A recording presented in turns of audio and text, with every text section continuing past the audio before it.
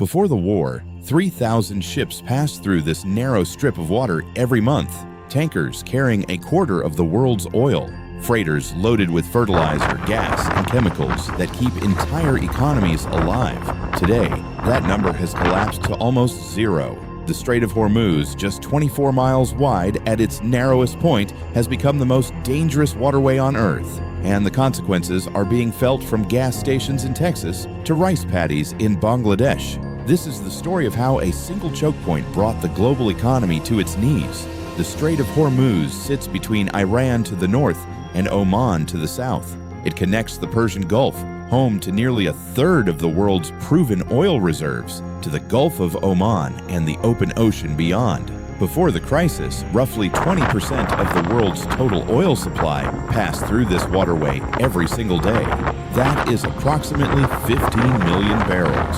On top of that, 20% of global liquefied natural gas, critical for heating and electricity in Asia and Europe, traveled the same route. In 2024, 84% of crude oil passing through the strait was bound for Asia. China alone received a third of its imported oil through Hormuz. Japan depends on this route for 70% of its Middle Eastern oil. Europe gets 12 to 14% of its liquefied natural gas from Qatar, all of it shipped through the strait.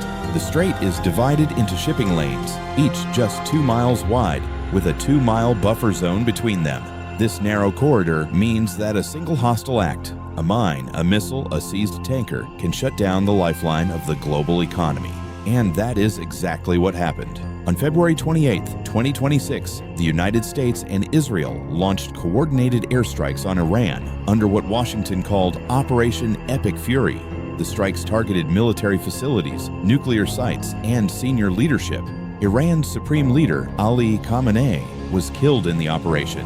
Iran's response was immediate and devastating. Missile and drone attacks struck Israeli cities and American military bases across the Gulf, including installations in the United Arab Emirates, Qatar, and Bahrain. Hezbollah launched rockets from Lebanon into northern Israel. On March 4th, the Islamic Revolutionary Guard Corps made an announcement that would reshape the global economy. They declared the Strait of Hormuz closed. This was not an empty threat. The Revolutionary Guards issued warnings forbidding passage. They boarded merchant ships. They laid sea mines. They attacked vessels with missiles and drones. Within the first week, at least 10 ships were attacked. 5 crew members were killed. The impact was immediate. Shipping companies suspended operations. Insurance premiums skyrocketed.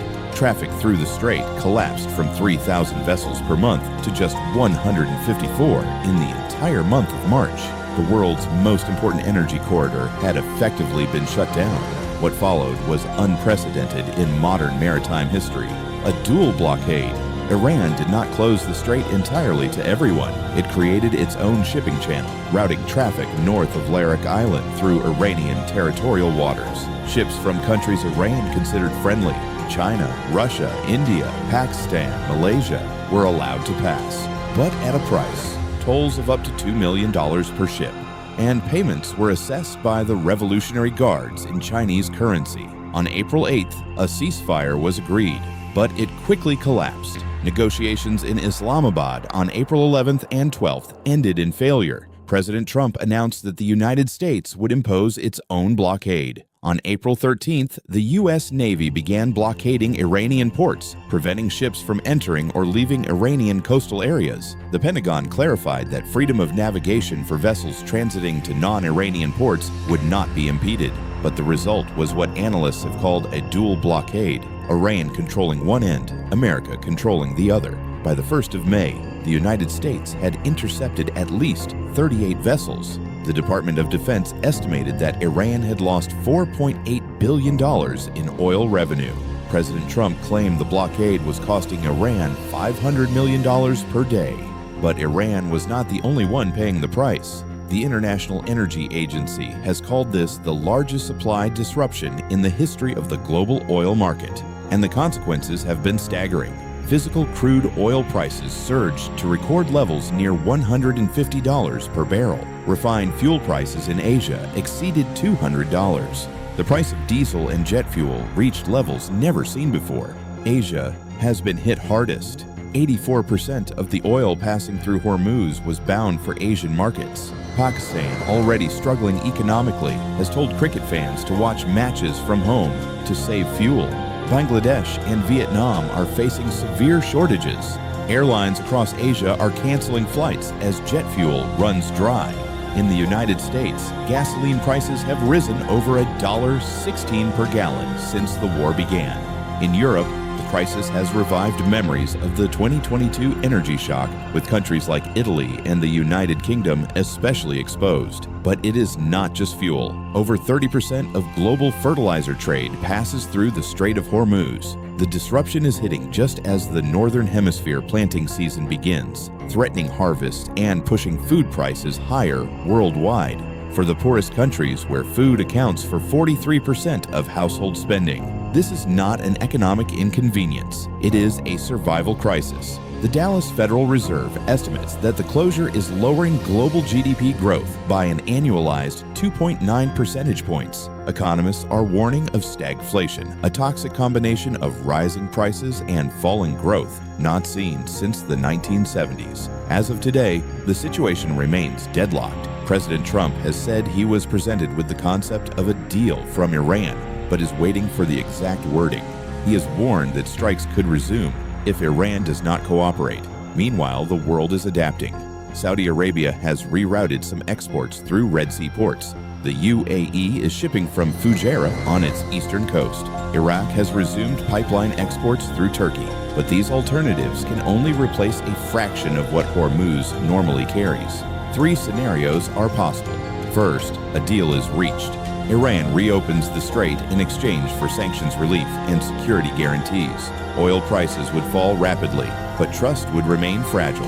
Second, a prolonged stalemate. The dual blockade continues for months, draining both sides and devastating importing nations.